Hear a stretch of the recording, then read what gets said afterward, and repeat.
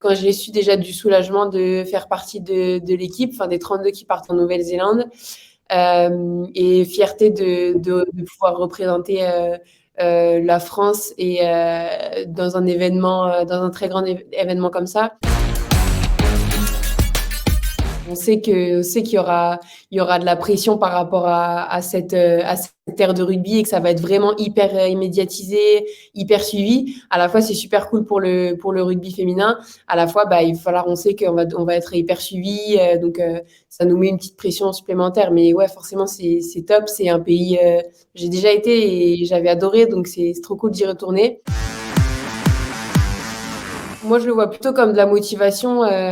C'est la première fois que je vais vivre un événement comme ça.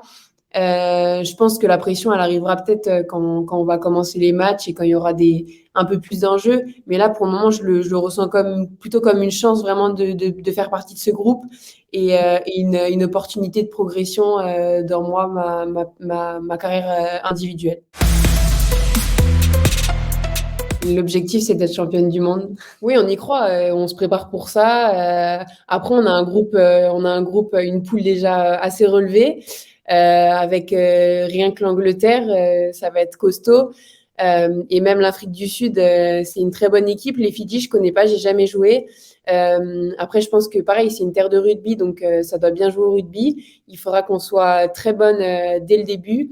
Et ces 3 matchs nous permettront du coup de grandir rugbystiquement et collectivement pour faire des grosses performances après sur les quarts, les demi et la finale, j'espère.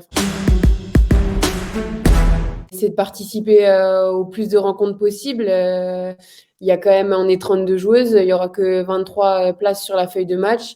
On sait qu'il y en a qui joueront peut-être pas du tout la Coupe du Monde, il y en a qui joueront peut-être que très très peu. Donc forcément, c'est de faire des bons entraînements, faire des feuilles de match pour jouer et pour essayer de tout donner sur le terrain.